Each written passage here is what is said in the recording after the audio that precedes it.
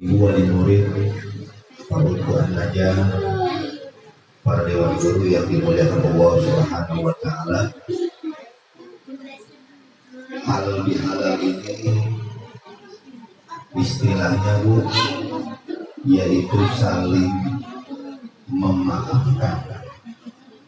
Yang mana istilah halal bihalal ini dicetus atau dibuat oleh Kiai Haji Abdul Wahab As-Subuh pada tahun 1948. Tahun 1948 belum lahir belum baru merdeka 45 1948 pencetus halal bihalal ini dari Kiai Haji Wahab As-Subuh, salah satu ulama dari pendiri Nahdlatul Ulama. Pada tahun 1948 presiden pertama kali itu siapa? Ya, kalau yang sekarang yang di bocah-bocah nggak tahu yang pertama. Presiden Soekarno pada saat itu Bu, setelah Idul Fitri mengundang para menteri, para pejabat semuanya untuk bisa duduk setelah Idul Fitri di istana tahun ke-8. Namun nggak ada yang datang Bu, nggak ada yang datang Lebaran. Yang diundang oleh presiden, para menteri, para pejabat nggak ada yang datang. Sebab Pak Presiden Soekarno dalam undangan itu Bu, kalimatnya silaturahmi, nggak ada yang datang. Akhirnya apa? Presiden Soekarno mengundang Kiai Haji Abdul Wahab As-Subuh dari Jombang, Jawa Timur, untuk datang ke istana. Akhirnya apa? Singkat cerita, ini Kiai datang ke istana lalu berdialog kepada presiden. Yang ditanya oleh presiden, wahai Pak Kiai, bisa nggak kalimat silaturahim ini diganti? Emang kenapa? Karena saya sering mengundang para pejabat, para menteri suruh datang setelah Idul Fitri, habis setelah Ramadan nggak ada yang datang. Apa jawab Kiai? Gampang wahai presiden. Mulai 1948 atau bulan Syawal, kalimat silaturahim saya ganti dengan kalimat halal bihalal. Apa maksudnya kata Presiden Soekarno? Yang dulunya haram biharam, mereka pada marah-marahan, ya maksudnya puasa, cuma hatinya pada marah-marahan, hatinya pada kesel. Dengan suasana bulan Syawal, Idul Fitri, saya ganti kalimatnya halal bihalal, yang artinya saling memaafkan. Coba wahai presiden, Anda bikin undangan yang dulunya silaturahim diganti.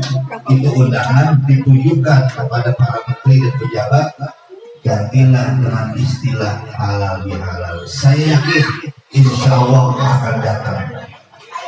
Akhirnya Bu, Presiden Soekarno ini merubah undangan ini yang dulunya silaturahim berubah menjadi halal bihalal. Akhirnya Bu, karena ini kiai yang dekat kepada Allah, gara-gara kalimat halal bihalal ini atau saling memaafkan itu Bu, setiap masuk bulan Syawal, artinya setelah Ramadan, ini kalimat dipakai untuk umum, hanya ada di Indonesia aja. Di negara lain Bu, di negara lain Malaysia, Singapura sampai Arab Saudi nggak kenal ya namanya halal bihalal, nggak kenal. Hanya ada di Indonesia. Makanya Bu, halal bihalal ini sampailah kepada masyarakat Indonesia apabila setelah kita melaksanakan bulan Ramadan, maka adanya bulan Syawal, terus kita saling memaafkan Bu, nyebutnya apa Bu? Nyebutnya Bu, halal bihalal, minta dimaafkan. Apakah boleh halal bihalal selain bulan Syawal, Bu? Boleh. Ibu juga tiap hari kalau punya salah sama tetangga, apa-apa, saya minta dihalalkan, artinya saya minta dimaafkan. Gak mesti bulan Syawal aja, Bu, karena kita kebiasaan udah lumrah, udah jadi kebiasaan ya halal bihalal itu minta maaf pas bulan Syawal. Ibu, adik-adik, dewan guru yang dimuliakan Allah Subhanahu wa Ta'ala, sedikit lagi. Bulan Syawal ini, Bu, ayo Bu, masuk silakan. Bulan Syawal ini artinya bulan irtafa'ah. Irtafa'ah artinya bulan Syawal penuh peningkatan. Ya. Ramadan boleh ninggalin kita kemarin. Ramadan banyak yang kita ambil pelajaran. Ya. Itu kemarin Ramadan banyak pelajaran yang kita ambil, Bu. Di antaranya sholat sunnah taraweh. Yang di bulan lain nggak boleh sholat sunnah taraweh dikerjain. Terus Ramadan ngajarin kita apa? Bersedekah. Kalau yang sedekah di bulan Ramadan kemarin pahalanya dilipat gandakan. Orang yang berbuat kesalahan satu di bulan Ramadan sama dosanya dilipat gandakan. Ya. Terus kalau yang kemarin bacaan kita, napas kita, Bu, semua dijadikan tasbih, artinya sebagai zikiran di bulan Ramadan. Setelah Ramadan meninggalkan kita, Bu, masuk bulan Syawal ini, maka kata Imam An-Nawawi Al-Bantani, Syawal artinya irtafa'ah, yaitu bulan peningkatan amal ibadah.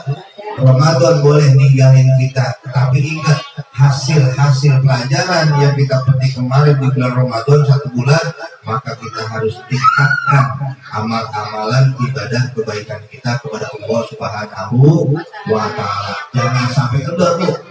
Jangan sampai kendor. Makanya Nabi kita Muhammad Shallallahu Alaihi Wasallam 10 terakhir Ramadan beliau mengikat perutnya. Ya. Beliau mengikat perutnya, lalu beliau 10 terakhir diam atau itikaf di dalam masjid, nggak pulang sampai malam takbiran. Capek dulu. Kalau kita 10 terakhir pada dari masjid, dari musola kemana? Ke Lampung, ada bikin dodol, ada bikin gojina, ada Tanah Abang, ada yang Keranji, tuh umatnya. Nabi Muhammad di akhir Ramadan menangis, sedih. Allah nanya, ya Muhammad, kenapa Anda menangis di 10 terakhir Ramadan? Apakah Anda tidak senang dengan Ramadan? Saya senang ya Allah, tapi saya bersedih. Apakah umur saya sampai Ramadan tahun yang akan datang? Kalau kita begitu udah kemarin. Nggak begitu udah. Ya Allah, apakah ini usia saya sampai di bulan Ramadan tahun yang akan? Ibu nangis apa enggak kemarin? Ya nangis agak lebih. Baik ibu-ibu yang dimulakan Allah Subhanahu wa Ta'ala. Jadi Syawal ini, Bu, bulan peningkatan amal ibadah. Ayo bareng-bareng, Bu, setelah Idul Fitri ini, maka kita harus meningkatkan amal ibadah kita semampu kita. Idul Fitri ada 2 arti, Bu. Id artinya kembali, Fitri artinya suci, bersih, Bu. Kita udah dibersihkan ya. Terus yang kedua, Idul Fitri artinya ada lagi, Id artinya kembali, Fitri artinya berbuka. Ya, jadi artinya pada pagi hari ini Idul Fitri kita kembali berbuka apa? Berbuka makanan fitri itu futur ya, artinya berbuka. Yang dulunya Ramadan pagi hari sampai sore nggak boleh berbuka, maka Idul Fitri kata ulama ada yang mengartikan kembali ke hari buka, yaitu hari makan. Alhamdulillah, mudah-mudahan saya selaku kepala Yayasan An-Najah Ilban Mula Banat pada pagi hari ini masih suasana di bulan Syawal.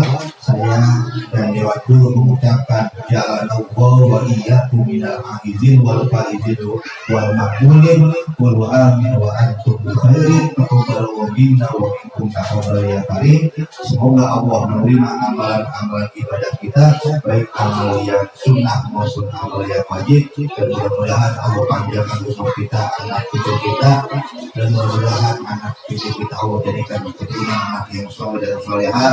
Keluarga kita keluarga kita wujudkan sebagai sakinah mawaddah warahmah dan dimudahkan rezekinya. Amin ya rabbal alamin. Kurang lebihnya saya mohon maaf. Mohon maaf bila wabillahi taufiq. Wassalamualaikum warahmatullahi wabarakatuh.